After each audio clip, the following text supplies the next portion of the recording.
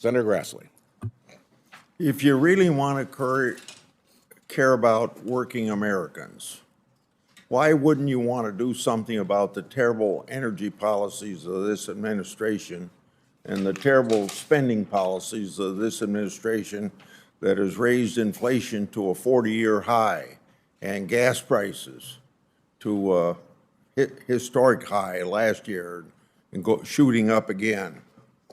It seems to me that the Republicans have taken the right approach in this effort, because we do care about working Americans. I think that when it comes to inflation, I'd like to remind everybody of a statement that Paul Volcker made way back in 1981, but it was the same historical time we're in right now, a time of high interest rates and high inflation.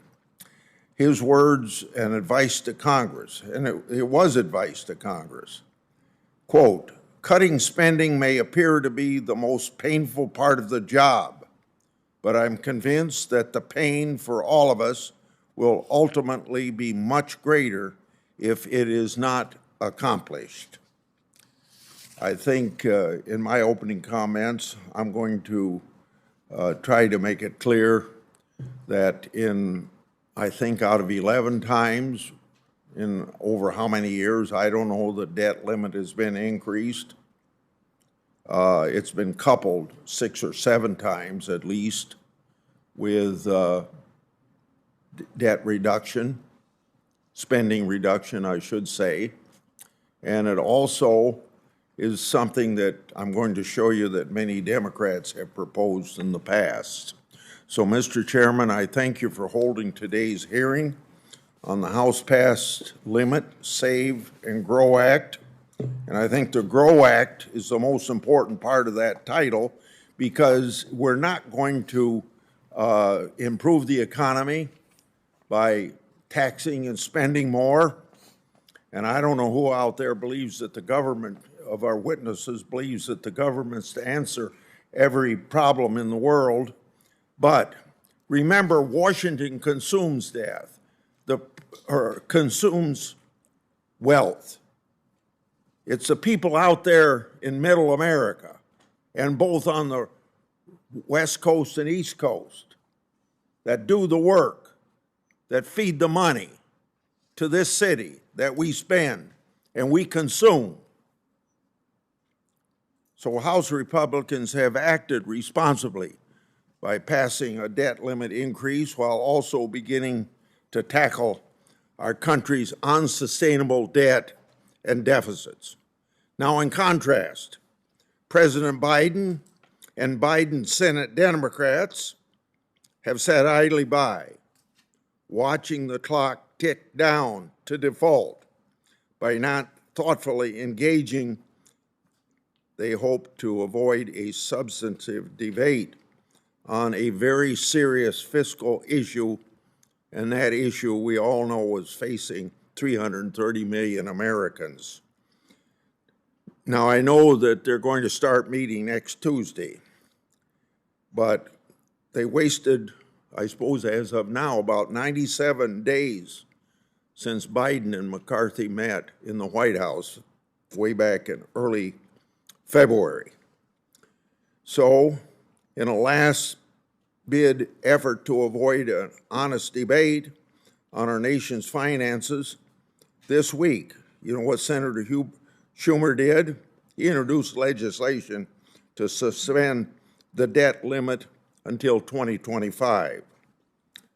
Schumer is too little and too late, as a growing number of congressional Democrats, yes, congressional Democrats, are starting to call on President Biden to negotiate. It's time for President Biden and Biden's Senate Democrats to come to a realization that their reckless and irresponsible strategy of delay has failed, and begin negotiations in earnest. No longer can Biden Democrats ignore that over the next 10 years, deficits will average $2 trillion,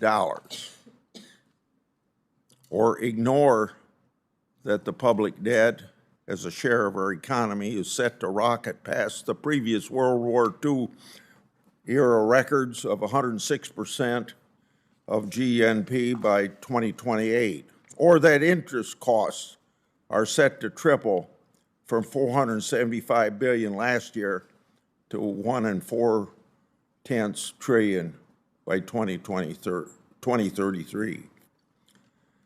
Our out-of-control debt is a bipartisan problem. But once President Biden and Biden Democratic Congress exacerbated through budget-busting partisan legislation and costly executive fiats. And they were warned in December of 2020 by their own economists, important Harvard economist and former Secretary of Treasury Summers, saying, listen, the economy's turned around by December 2020. We're on a path of growth. Don't spend any more money. Within less than 60 days, another $1.9 trillion. On January 20th, 2021, inflation was 1.4%. Don't forget, it immediately shot up to 9.1%. So our out-of-control debt is a bipartisan problem, and that's where it's going to have to be fixed.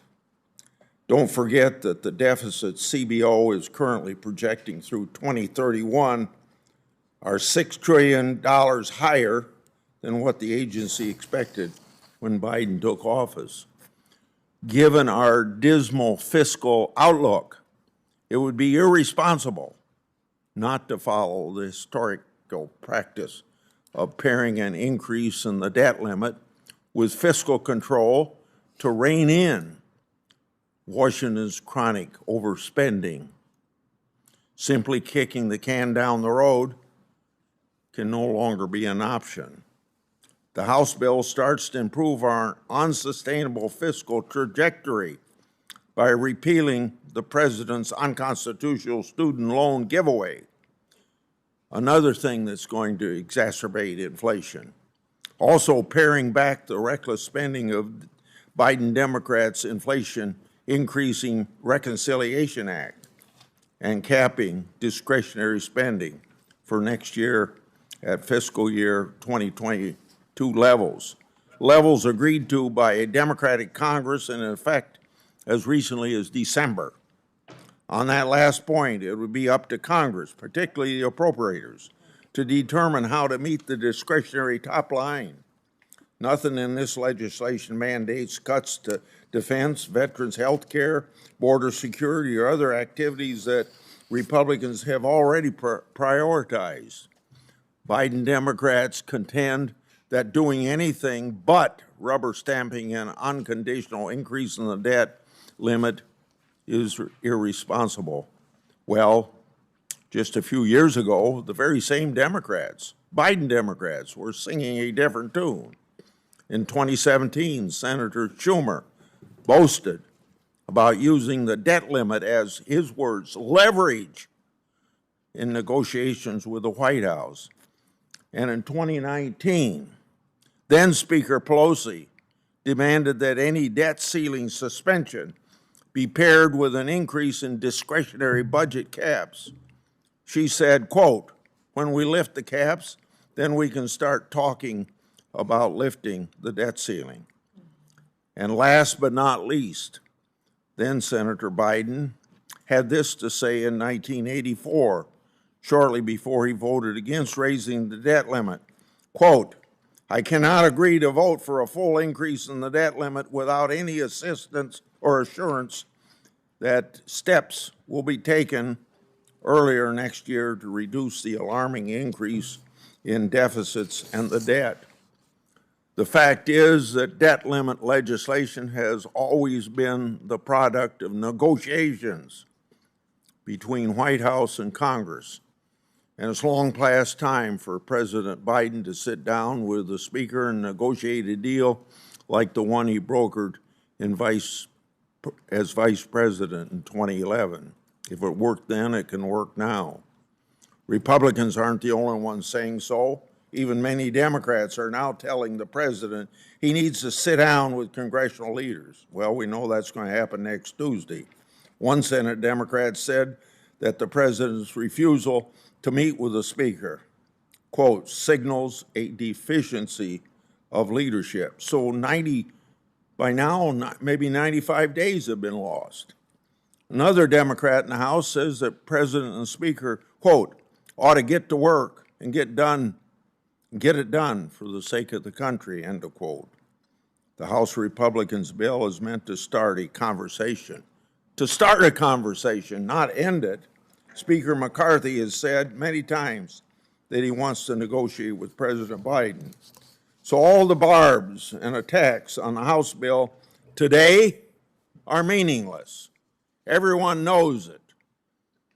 This is an opening bid. It's time for President Biden to stop playing politics and demonstrate real presidential leadership by negotiating in good faith. And we'll find out whether it's in good faith next Tuesday. I'm glad that the president finally agreed to meet with congressional leaders, but a meeting is not the same as negotiation. I hope when the president sits down with the Speaker, he will bring an open mind and a serious counteroffer, because the longer the president spends dragging his feet and putting off negotiations, the closer President Biden brings us to the first ever federal default in U.S. history. Thank you.